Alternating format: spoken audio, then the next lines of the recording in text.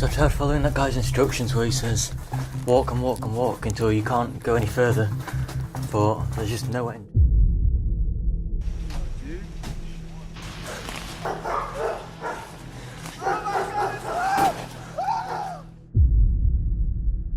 I'm a professional climber. It doesn't matter. Okay, okay. Doing right now is you're putting our lives at risk.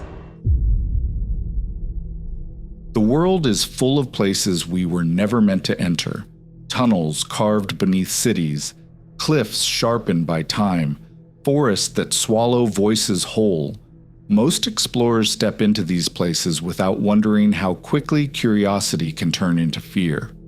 Tonight, we'll be diving into 6 real moments where that line vanished, when adventure twisted into danger, and when the people behind the camera realized they'd gone too far. Meet the urban explorer behind the YouTube channel King of Bongo, a creator who brings his audience along as he ventures into the hidden and forgotten corners of the world. But on July 11th, 2018, deep beneath the streets of the Paris Catacombs, he would learn just how fast a simple exploration can turn into a desperate fight for survival. His journey began with a plan to explore the famous Paris Catacombs. What is up, guys? So today I've decided to hit up the Paris Catacombs. Unfortunately, I'm only going to go to the illegal ones for now because I don't have enough information on the illegal ones yet, but it should be decent anyway, so...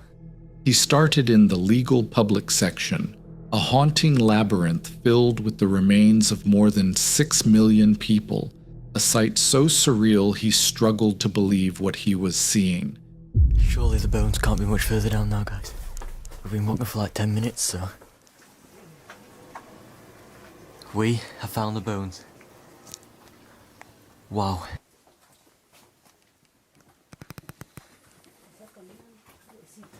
It's pretty insane to think that each of these would have once been an individual person. There's so many more bones down here than I thought there would be, but I guess there are like 6 million people buried down here.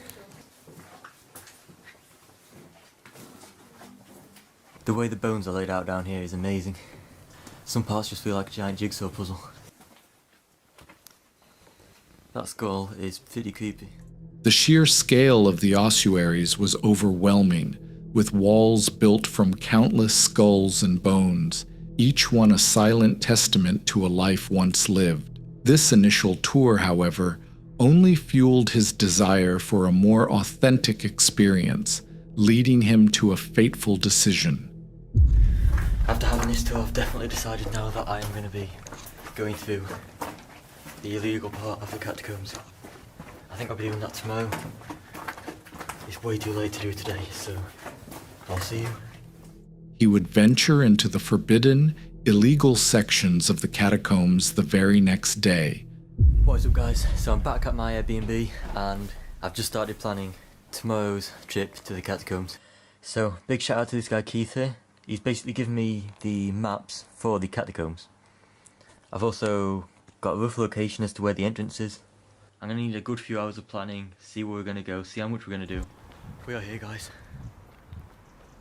Let's go find the entrance. So on the way in there's actually some old building here. This was the train station. Maybe that's an old post box or something, or a ticket machine. I'm not entirely sure. This place is so dead. It's just completely vandalized. Back at his Airbnb, he began meticulously planning his descent. Armed with maps provided by a fellow explorer, food, water, and torches, he set off for a secret entrance located near an abandoned train station, with its walls vandalized and sealed doorways hinting at the forgotten world he was about to enter. Anyway, guys, let's continue and find the entrance to the catacombs. I think I need to go that way. So let's go there.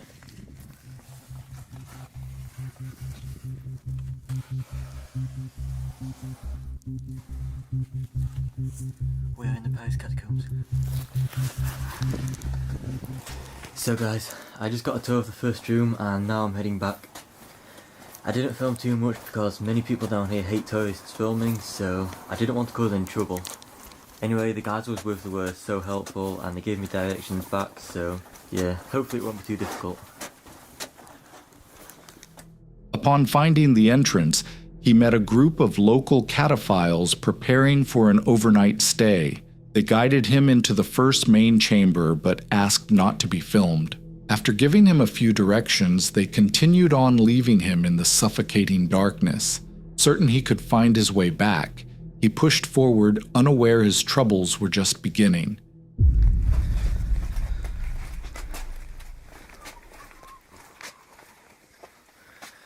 There are chambers everywhere.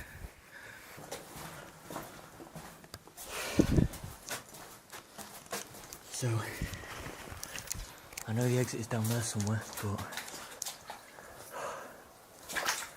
I'm not entirely sure where.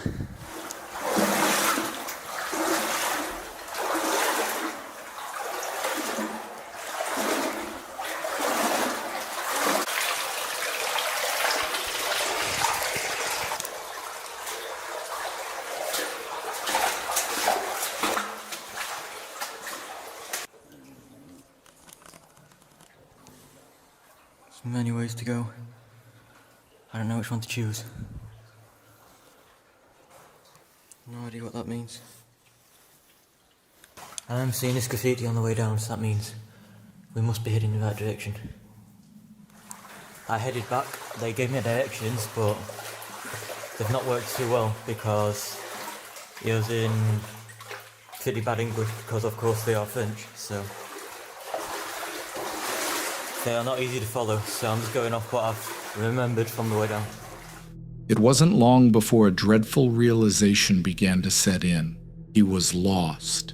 The directions he'd been given were confusing due to a language barrier, and the maps he carried were useless because tunnels had recently collapsed. The silence was absolute, broken only by the sound of his own breathing as panic started to creep in. We've now been in the catacombs for 2 hours. I've been lost for at least an hour now. So guys, I think I've just accepted that we are lost here, so I'm trying my best to follow the instructions they've given me, but there's thousands of miles of tunnels in here. I recognised where we are a few minutes ago, so if I wasn't lost I'd say we're only about 5 minutes away from the exit, but I'm lost, so. Although I knew I wasn't far from the exit, my mind was full of things that could go wrong. I could get lost, as people do every year. I could start to panic, which is perfectly natural. Or I could even encounter some bad people, which many people have. 2 hours passed, an entire hour of which was spent wandering aimlessly. As he pushed deeper, his worst fears started to rise. It wasn't just the possibility of getting lost forever. It was the thought of running into someone dangerous in a place where escape didn't exist. Bien, merci. Parfois, tu ouvres ça? Wait, straight, Oui. and then you go straight, and then it's like right or left. You go, Yep. and qu'est-ce que je pourrais dire? When you can't go further, it's left. Okay. Okay? Yeah, merci. Okay. Au revoir. Have a nice day. Yeah, you too. So I've just bumped into some other cataphiles down here, and look, they've told me the way out, so I'm going to try and follow these instructions and we should be there soon. I like another bit of machinery there, whatever that is. So the entrance there actually has a door, and it goes a long way down. Lost in the tight, winding tunnels, he eventually crossed paths with another group of cataphiles who pointed him in the right direction. Their help kept him moving, but his thoughts of what he would run into next was far worse than getting lost. So I tried following that guy's instructions where he says walk and walk and walk until you can't go any further, but there's just no end, and I know as a fact that I didn't walk that far. So I'm going to go back and try and retrace my steps again, but it's not proving easy.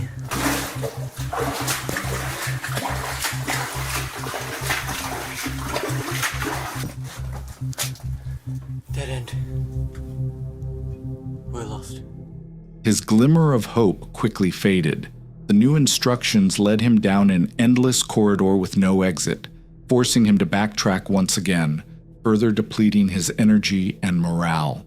Just as despair was about to take over, he spotted familiar graffiti on a wall, a marking he remembered seeing just minutes after he first entered. Right, so I've just recognised some markings on the wall that I saw on the way in, about 2 or 3 minutes in. So we are super close, guys, but we're not there yet. I think that's where I need to go.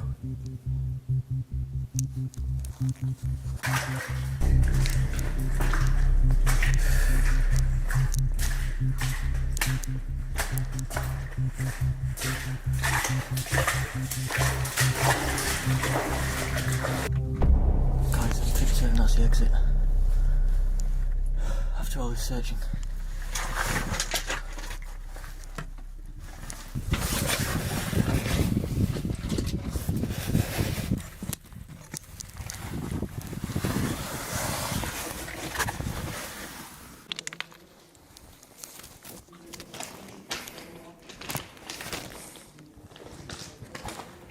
Guys, we have made it out. With a burst of determination, he followed the markings through the twisting tunnels until a distant sign finally came into view. Exit. After 3.5 hours underground, he stumbled out, shaken but alive. So guys, I'm out now, and it feels amazing. I legit thought I was going to be like stuck in there overnight because it was pitch black. I didn't know where I was, I couldn't see much. And to top it off, the batteries in my torches were slowly beginning to die. It wasn't looking good for me, but I genuinely say that was one of the craziest moments of my life, and it's not something I'll forget in a long time. The cat files that gave me the tour as well, they were so useful. Like, I wouldn't have gone that far without them. I didn't think I'd be in there that long. It's now 2:30. I got in there about 11, so that means I've left 3.5 hours, and I'd only planned to spend about half an hour in there, but the cat files were helpful. They did show me around the parts that I wanted to go to. Unfortunately, I wasn't going to read the instructions for their way back, because it was incredibly broken English. What was supposed to be a short 30-minute exploration had turned into a terrifying ordeal. The darkness of the catacombs was unsettling, but the fear of being trapped within it was far worse. And one chilling question still lingers. What would have happened if his torch batteries had died, or if he hadn't recognized that familiar marking? In the end, he was lucky to find his way out. February 14th, 2019.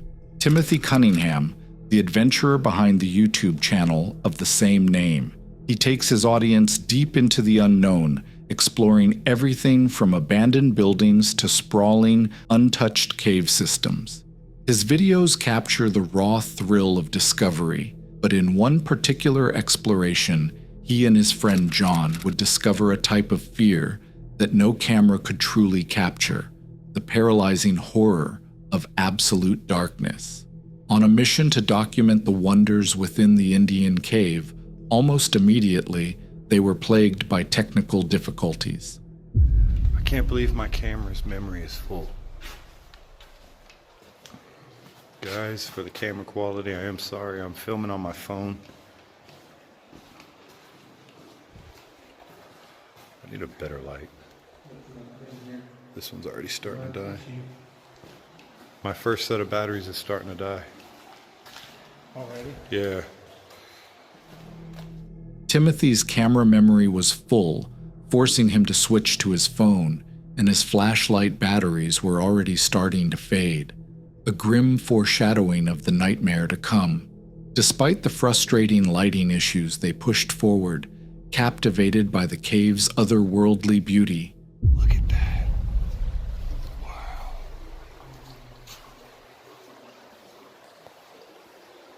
It's like a cavern, a reverse cavern.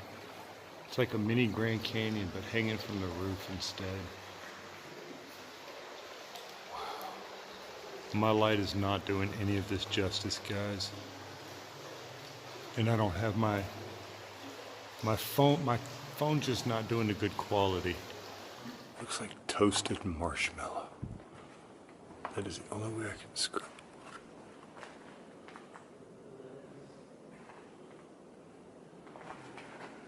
The walls look... Dude, don't the walls look like toasted marshmallow? Alright guys, those holes right there. How many of y'all see the skull? It's Goonies. And the pipes back there? This is a scene from Goonies. Oh my gosh.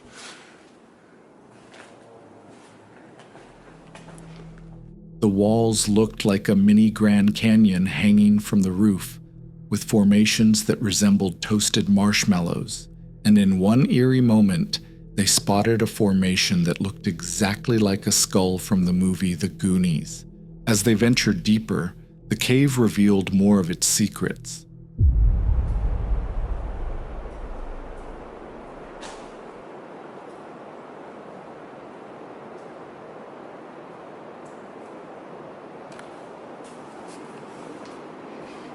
Wow, look at that one.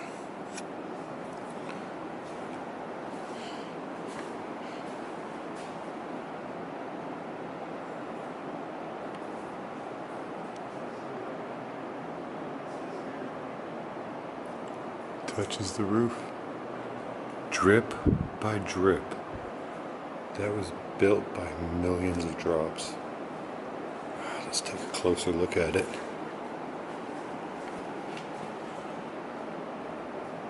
Like an alien would pop out of it.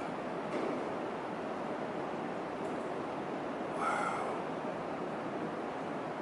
I know some of y'all don't find that fascinating, but I find it very fascinating over the thousands of years, millions of years it took to make this. The incredible column rising from floor to ceiling, shaped over millions of years by single falling drops of water. They marveled at the natural architecture, momentarily forgetting their dying lights as the history carved into the stone pulled them in.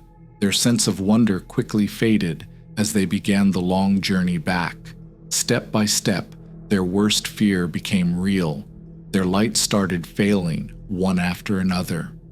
Look at that, guys. My light is almost gone, and we're only halfway back.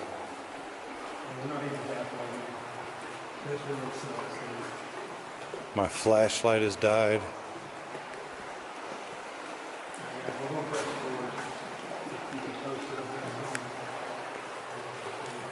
I gotta keep it almost at the ground, because look at this, guys. This is what we see right now. This is not good, guys. At least you can't see my bad camera work. There's the ground. Dude, we still have a ways to go. We ain't even halfway out, man. We're screwed. Tim. Why do we get ourselves in these situations, man?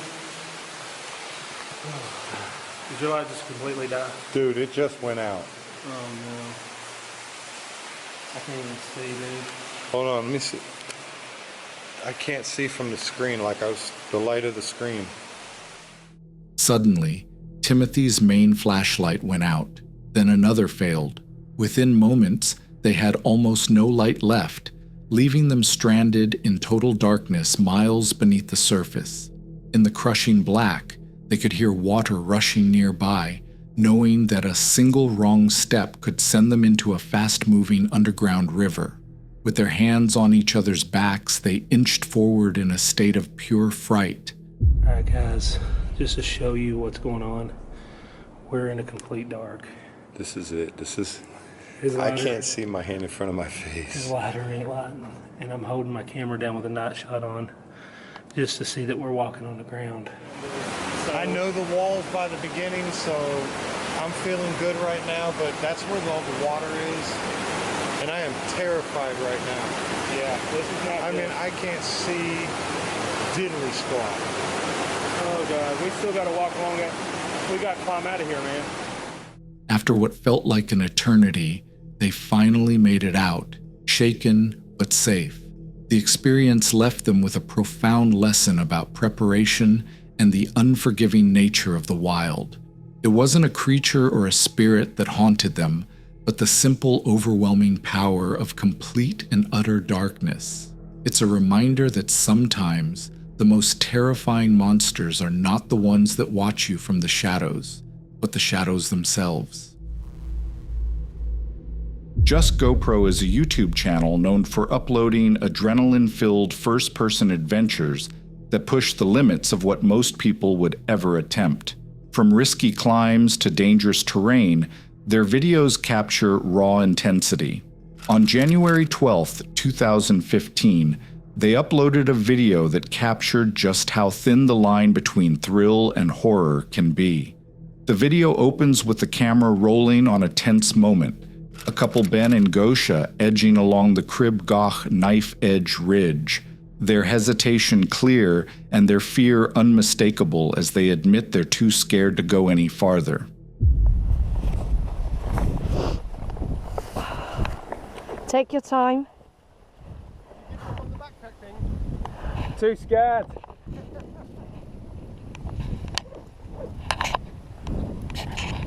Are you ready, honey? Sure? Yeah. Okay. Okay, let's do it. Walk behind me.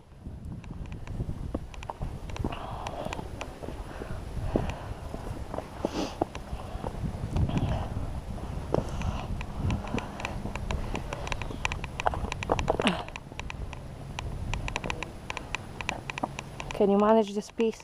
Yeah, I think so.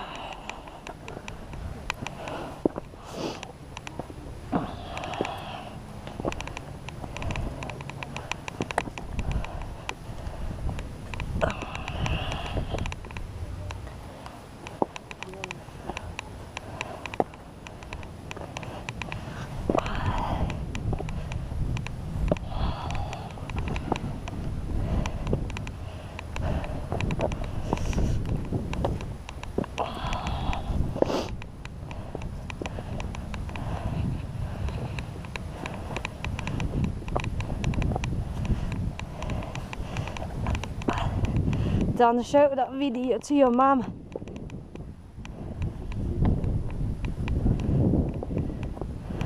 Sorry. After a moment of encouragement, they begin their ascent into a precarious situation. The initial footage sets a tense stage, highlighting the trust and supportive dynamic between the two as they commit to the challenge ahead. As they navigate the hazardous environment, it becomes clear that this is no simple task. The danger's real, and every move requires careful calculation. Sit here. You will feel more secure.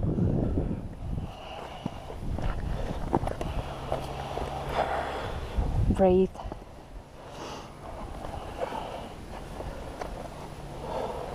Don't want to look. I know. I was scared as well. I was scared before. An experienced hiker nearby tries to calm them, offering simple advice for crossing the ridge. He reassures them that there's no shame in feeling overwhelmed. Goch is a beast of a ridge, and even seasoned climbers respect its danger. You would prefer be last. Right. Maybe I'll go after you, Simon. If you need us, listen, if you want to stop, if you need any help, if you want a rope, just give me a yell and we'll stop. Okay. Anytime you want. Okay. Yeah. Yeah, Mia, can you stop and have the water? Yeah, Oh. Okay. It's memorable, isn't it? It's memorable.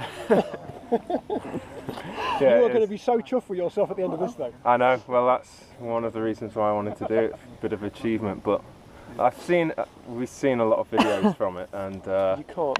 No video shows you this. You can look at it, and it doesn't give you the perspective, and you haven't got the realisation of what you've got around you. Yeah. But if you've got this far, you've done the hardest bit. Getting up here is harder than this bit. Okay. This is just a little bit. It's all up there. Okay. Yeah. Yeah. He advises them to pause, steady their breathing, and take a sip of water, reminding them that this will be a moment they'll never forget once it's behind them. Crib Goch, he explains, is something no video can truly prepare you for. Its dizzying exposure only becomes real when you're standing on the ridge yourself.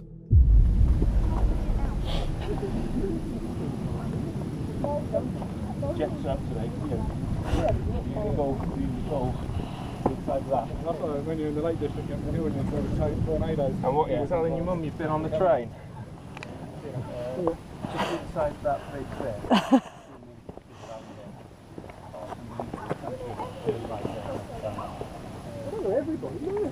It's just friendly and helpful. Jesus, it's not so grand.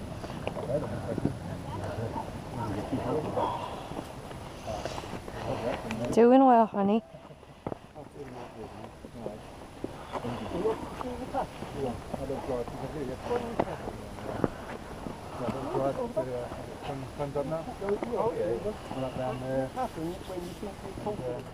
Although they appear to navigate the challenge, the encounter is a stark reminder of the dangers that come with thrill-seeking. This wasn't an encounter with a stranger or a spirit, but with a far more immediate and tangible threat. Gravity. Sometimes the most terrifying monsters are the situations we willingly put ourselves into. Meet Mason, who uploads his daring climbs on the YouTube channel Pro-Life Spider-Man. Known for scaling huge structures without ropes, he turns every ascent into a disturbing gamble. On March 20th, 2023, during his climb of Chase Tower, he faced a confrontation more unpredictable and more nerve-wracking than any height before it. The video begins with Mason already high up on a massive glass building, carefully navigating the unforgiving structure with nothing but his bare hands.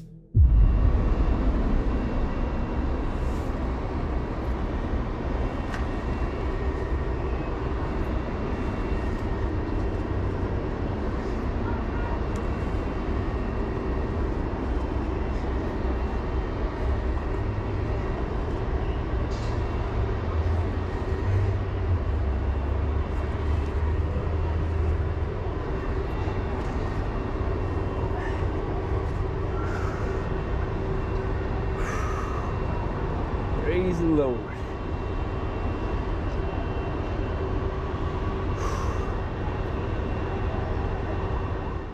As he climbs upward, holding his nerves and relying on experience, his journey is suddenly interrupted by the fire. Hey guys, I'm all good. I'll meet you at the top. If you pop this out, you can knock me off. No, you'll knock me off. Don't do that. What's your first name, bud? Mason, I'll just meet you at the top. I got it, don't worry. Mason. Yeah. We're gonna stop you before you can get to the top. I know what you're trying to do. You want to make your message. We're not gonna bother you, but we're not gonna let you go all the way up to the top. Why? But I'm worried you guys are gonna pop these off and then you're gonna knock me off. Trust me. Well, we're getting above you, and we're gonna knock off the one that's closest above you. Well, I'm telling you, if it comes down and hits me, I'm gonna die. I can easily get to the top. This is nothing. No. I'm a professional climber. It doesn't matter. Okay, okay. Doing right now is you're putting our lives at risk, and you're putting your lives at risk. I'm okay with the message and the attention you're trying to grab, Mason. I get it. We've done this before. I know, but I've seen it's way safer to just meet me at the top. I'll do whatever you guys say, but it's way safer. Trust me. A tense standoff begins as Mason identifies himself as a professional, pleading with them not to make any sudden moves that could cause him to fall. The firefighters, however, voice their concern, fully aware that a single misstep at this height could be catastrophic. What follows is a chilling exchange of risk and reason, unfolding hundreds of feet in the air, where even the smallest mistake could be fatal. Mason. Yeah. Will you do me a favor? Yes, sir. We want to talk to you the whole way going up so we know you're okay and don't need to be rescued. How many floors you plan on climbing from here? To the top. Yeah, I can stop at each one like I've been. Okay, how about if, just so we talk to you and make sure you're okay, we go every 2 floors and you talk to me for a few minutes. How's that? That works for me, man. All right, my name is Mike. All right, thank you, Mike. Sorry for putting you at risk. That's not the goal here. Hey, listen, I'm good with it. All right. Promise me you're going to stop at every 2 floors, have a conversation with me so you know we're good, and you want to go all the way to the top, correct? Yes, I think that's safer. Okay, we'll do that. I'll meet you. All right, cool. Thank you.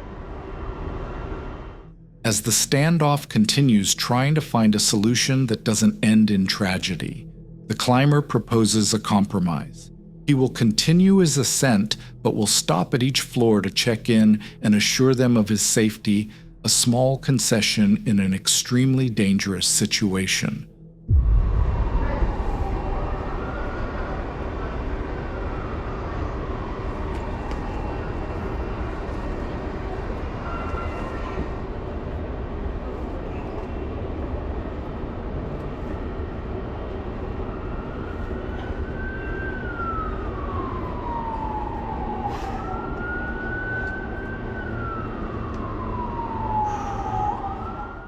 Although he was allowed to continue his climb, but the encounter highlights a different kind of horror, one born not from the supernatural, but from extreme real-world peril. How many others were watching from inside, their hearts pounding as they witnessed the horrifying stunt unfold? The city below was oblivious to the quiet, terrifying negotiation taking place high above its streets. The YouTube channel I Enjoy Collard Greens is run by a creator who often captures raw, unfiltered moments and spontaneous plans that define a carefree way of living. His videos are usually loud, funny, and full of energy. But on March 13th, 2010, during a camping trip to a river they called the Amala, their fun suddenly took an unsettling turn. The trip began on the road as the friends headed toward a spot known locally as Amicalola, scraping together change for beer and gas before setting out to find a place to camp for the night. We go head on up there to that Amicalola. They call it the Jugulbla River in Navajo, but there's no Navajos around here, and the Cherokees, they call it the Amicalola. So that's kind of the name that we go with around here in these parts. Yep. Stick shift. So I guess we're gonna go stop. We're gonna go our poor ass, we got some change. We'll go buy some beer, a little bit of gas, cancer sticker 10, and I don't know, we'll see you later. Their main challenge was finding a spot where they could camp without getting into trouble, weighing the risks of being caught somewhere they weren't allowed versus outright trespassing, a far more dangerous gamble. Well, we just got done paying with change, and you went to high school with that girl. Yeah, I was like, what? I know you. Yeah. She was like, that's because we went to school together. And I was like, oh. She'd be like, so how's college? You get a degree in small service station economics? She hooked us up with a can of Grizzly for free. Really? She did. Yeah, she did. The fat one? Behind the No, restaurant? that same old head, like crackhead lady. Yeah? That was in there. That's 26. She's in there. Is she it? does a bunch of and hangs out. Well, that's normal. In Cumming, Georgia. So we got plenty of gas. I'll go. Their first stop was a small roadside station where they paid for beer and gas with loose change, joking loudly. It was a moment driven by impulse and noise, the kind of small-town familiarity that set the tone for the night ahead. So what are we gonna do? Who we could holler at? I mean, that's what I'm saying. Like we don't know what we're gonna do. Dude, I'm about to drive around here and find some fucking where we can go, where it doesn't have any fucking posted signs, where it's just off the beaten path. And There is nowhere around here like that. I just passed probably 12 different little cutaways on the way up here. I mean, I'd rather get in trouble for camping somewhere not allowed to than camping somewhere not allowed to and trespassing. You get shot for trespassing. They finally settled on a trail, deciding to hike a short distance into the woods to find a suitable clearing. It wasn't an official campsite, but it was secluded enough for them to feel they were truly in the wilderness. It's like 2 in the morning. We just found a campsite. Everything that was in my pocket's gone. I just went like this, and then I scooted like this, and then I didn't have a balance, and I just went. By the time they found a spot, it was 2 a.m. In the pitch-black darkness, they set up camp with chaotic laughter echoing through the silent woods. The fun was loud and disorganized, their jokes hanging strangely in the still air, unaware of just how far their voices carried. Can you join me in the ceremony? This right here, my friend? What? That's right. It's so light. Last beer of the night. Last beer of the night. Last beer of the night. Last beer of the night. Here you go. Mine's already cracked. I've already taken sips out of it. Guys, to a night filled with change. Filled with unexpected adventures. Filled with last-minute decisions and not many regrets. And last-second pleasures. Yeah. They raised what they called their last beer of the night, toasting to loose change, impulsive choices, and last-minute adventure. The night around them grew strangely still, as if waiting for something they couldn't yet see. White rabbits. They follow me everywhere I go. They are manita. Oh, holy shit. That just freaked me out. They just freaked my ass. You see that dude? Their sense of isolation gave them a false sense of security, but their fun was cut short when they saw something in the distance, their laughter into a tense silence. I enjoyed the sound.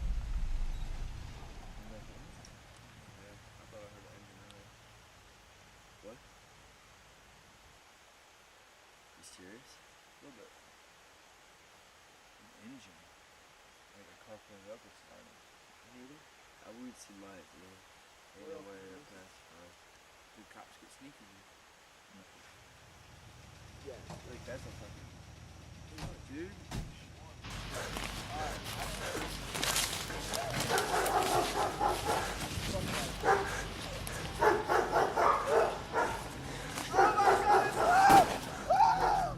In one terrifying split second, a horrifying sound erupts from the darkness, cutting through the silence and ending the video abruptly. The sudden violent noise left no time for reaction, only the chilling implication of, what was that sound?